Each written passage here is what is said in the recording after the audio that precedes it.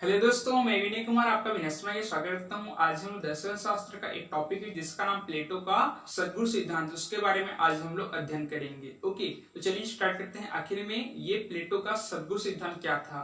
तो प्लेटो के बारे में हम थोड़ा सा जानकारी ले लेते हैं कि प्लेटो आखिर में कौन थे। तो प्लेटो जो थे एक महान दार्शनिक जिसका नाम आपको सुकरात था। इस सुकरात के शिष्य थे और जो दार्शनिक एक और थे जिसका नाम अरस्तु था। तो ये अरस्तु के गुरु थे। कौन? आपका प्लेटो। ओके, अब प्लेटो के जन्म की बात करें तो इनका जो जन्म हुआ था ये ग्रीस नामक जगह में हुआ था। ठीक है, और यदि इनके रचना के बारे में बात करें तो ये सिर्फ दार्शनिक नहीं थे बल्कि इन्होंने कुछ काव्यों की रचना भी इनके द्वारा किया गया जिसका नाम आपका देखने को मिलेगा apology of Sukrat and the Republic. ये इनके द्वारा लिखा गया रचना है। अब यहाँ पर देखने वाली बात यह है कि जो प्लेटो जो थे ये सिर्फ पाश्चात्य दार्शनिक नहीं थे बल्कि ये ग्रीक दार्शनिक भी थे। ठीक है, तो इन्होंने अपने आप को दोनों दार्शनिक के रूप में अपने आप को उभारा। ठीक है, यदि हम प्लेटो के मृत्यु के बारे में बात करें तो प्लेटो के मृत्यु के संदर्भ में बहुत सारे मान्यताएं हैं, बहुत सारे मत हैं जिसका निराकरण आज तक नहीं हो पाया है। कई लोगों का मानना है कि प्लेटो का जो मृत्यु हुआ था, जिस समय उनका मृत्यु हुआ था वे किसी अपने दोस्त की शादी में अटेंड किया रहे थे, तभी वहां पर उनकी मौत हो गया। कई लोगों का यह मानना है कि प्लेटो जो थे ये अपने इस तरह से गहरी नींद में सो गए थे कि उनको पता नहीं चला कि वो कब मर गए, मतलब गहरी नींद के कारण उनकी मौत हो गई। इस तरह से मत हैं जो कि आज तक उसका निराकरण नहीं हो पाया है। ओके, अब देखते हैं प्लेटो का सद्गुण सिद्धांत क्या होता है। तो प्लेटो ने सर्वप्रथम उन्होंने 4 मौलिक सद्गुण बताया है जिसका नाम क्या है। तो आपका मैं यहाँ पर स्टार्ट में लिखा हूं DMCJ। डीएमसीजे को आप ऐसे याद कर सकते हैं, डिस्ट्रिक्ट मजिस्ट्रेट चीफ जस्टिस। इसको याद रखेंगे तो इसका जो सद्गुण सिद्धांत के जो मौलिक जो तत्व हैं उसको आपको याद करने में कोई परेशानी नहीं होगी। तो यहाँ पर डी मीन्स होता है आपका डिस्क्रेशन अर्थात विवेक, एम मीन्स होता है आपका मॉडरेशन अर्थात संयम, सी मीन्स होता है आपका कॉरेज अर्थात साहस, आपका जे मीन्स होता है जस्टिस अर्थात न्याय। ये 4 मौलिक सिद्धांत हैं। प्लेटो ने यह कहा है कि जो 4 जो मौलिक सिद्धांत हैं ये समाज के साथ साथ व्यक्ति पर आधारित हैं। अब देखते हैं कि ये जो सिद्धांत है ये किस तरह से ये व्यक्ति और समाज पर आधारित हैं। ओके, तो सबसे पहले हम लोग व्यक्ति के आधारित कैसे उसको पहले देखेंगे। ठीक है, तो प्लेटो ने कहा है कि मानव आत्मा के अंतर्गत 3 शक्तियां होती है जिसका नाम क्या क्या है। बुद्धि है, संकल्प शक्ति है, संवेदन शक्ति है। बुद्धि का जो आपका सद्गुण है वो हमारा विवेक है, संकल्प शक्ति का सद्गुण आपका साहस है, संवेदन शक्ति का सद्गुण आपका संयम है। ठीक है, इन तीनों के मध्य हम लोग लिंक करने का प्रयास करेंगे कि किस तरह से ये आपस में लिंकेड है। तो देखते हैं, यदि कोई व्यक्ति संकल्प लेता है तो संकल्प को पूरा करने के लिए वह व्यक्ति अपने विवेक का इस्तेमाल करता है। जो व्यक्ति अपने विवेक का जो वो बोलता है उसके अकॉर्डिंग वो काम करता है तभी वो अपने संकल्प को पूरा कर पाता है। यदि वह व्यक्ति अपना विवेक जो बोलता है उसका अकॉर्डिंग वो काम नहीं कर पाता है तब भी कंडीशन में जो वो संकल्प लिया रहता है उस संकल्प को पूरा नहीं कर पाता है। अर्थात संकल्प तभी पूरा होगा जब विवेक के आज्ञा का पालन करना पड़ेगा। ठीक है, तो ये दोनों आपस में लिंकेड हो गए। ठीक है, इस तरह से तो विवेक और साहस से ही हमारे क्या है इसके लिंकेड आपस में।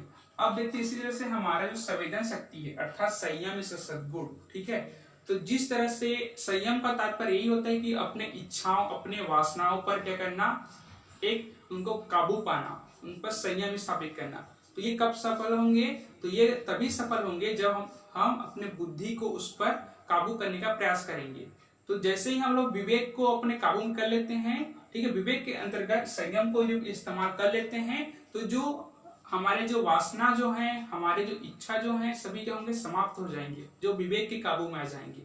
ठीक है, तो इस तरह से ये भी आपस में क्या होंगे, ये लिंकेड हो गए। ठीक है, तो इस तरह से तीनों आपस में लिंकेड हैं। प्लेटो ने यह कहा है कि यदि किसी व्यक्ति के अंदर विवेक होंगे, साहस होगा, फिर संयम होंगे, ये तीनों होंगे तो वह व्यक्ति ऑटोमेटिक क्या हो जाएगा, न्यायी हो जाएगा। क्या हो जाएगा, न्यायी व्यक्ति कहलाएगा। ठीक है, तो इस तरह से जो प्लेटो ने अपना 4 मौलिक तत्व बताया है, कौन कौन सा, DMCJ अर्थात विवेक संयम साहस न्याय, ये चारों जो तत्व हैं यहाँ पर इसको फुलफिल करते हैं। अर्थात हम बोल सकते हैं कि जो प्लेटो का सिद्धांत है यह व्यक्ति पर आधारित है, जिसका व्याख्या प्लेटो ने पहले से ही कर दिया है। ठीक है, तो आई होप आपको ये समझ में आ गया होगा। अब हम देखते हैं समाज के बारे में। अब समाज में क्या होता है, देखिए समाज में जो समाज की जो शासन व्यवस्था, जो कामकाज होता है, उसको सुचारू रूप से चलाने के लिए एक नीति निर्माता होता है। जो भी नीति निर्माता जो होगा, वह जो भी नीति बनाएगा, जो भी नियम कानून बनाएगा, तो उसको किसका जरूरत लेना पड़ेगा, तो उसको अपना बुद्धि का इस्तेमाल करना पड़ेगा। उसके अकॉर्डिंग वह नियम कानून बना सकता है जिससे कि समाज का भलाई हो सके। तो इसके लिए ये हो गया। इसके साथ साथ देखिए समाज में श्रमिक भी होते हैं, किसान भी होते हैं, व्यापारी गण भी होते हैं, तो उनको अपना काम को सुचारू रूप से चलाने के लिए संयम भी स्थापित करना पड़ेगा। अर्थात मान लेते हैं कोई व्यक्ति एक अच्छा सा व्यापार का चालू किया प्रारंभ में भी, और वो सोच रहा है कि अब हमने व्यापार तो स्टार्टिंग कर दिया है लेकिन यहाँ पर बिक्री हो पा नहीं रही है, इसलिए हम इसको समाप्त कर देते हैं। ठीक है, तो उस व्यापारी ने यहाँ पर संयम यहाँ पर दिखाया नहीं है। ठीक है, तो संयम दिखाया नहीं है, इसी वजह से प्लेटो ने कहा है कि श्रमिकों और आपका व्यापारी गणों को संयम की भावना से होना चाहिए।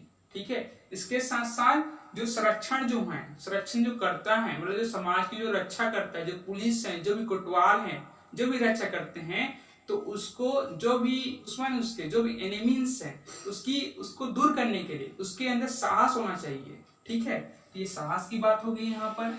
ठीक है, तो इस तरह से यदि किसी भी समाज के अंदर विवेक होगा, संयम होगा और साहस होंगे, तभी वो ऑटोमेटिक वो समाज क्या हो जाएगा, तो वह समाज ऑटोमेटिक न्यायी समाज कहलाएगा। क्या कहलाएगा? न्यायी समाज हो जाएगा। तो इस तरह से हमारा जो व्यक्ति जो है, जो हमारा जो समाज है, यदि इस तरह से यदि दोनों में न्यायी व्यवस्था स्थापित हो जाएगा तो प्लेटो ने इसे शुभ जीवन कहा है। क्या कहा है? इसी को प्लेटो ने शुभ जीवन कहा है। अब प्लेटो ने आगे यह भी कहा है कि शुभ जीवन ही क्या है? सद्गुण है। क्या है? सद्गुण है।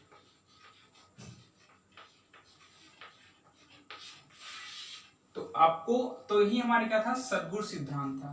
ठीक है, ये हमारे चार क्या है? मौलिक सद्गुण है, परंतु वास्तविक सद्गुण क्या है? वही हमारा शुभ जीवन है। अर्थात इन्हीं के द्वारा ही हमारा शुभ जीवन का निर्माण होता है, जो प्लेटो ने प्रतिपादन किया है। वही हमारा प्लेटो का सद्गुण सिद्धांत था। आई होप आपको अच्छा तरह से समझ में आ गया होगा। तो दोस्तों आज के लिए इतना ही। Thank you.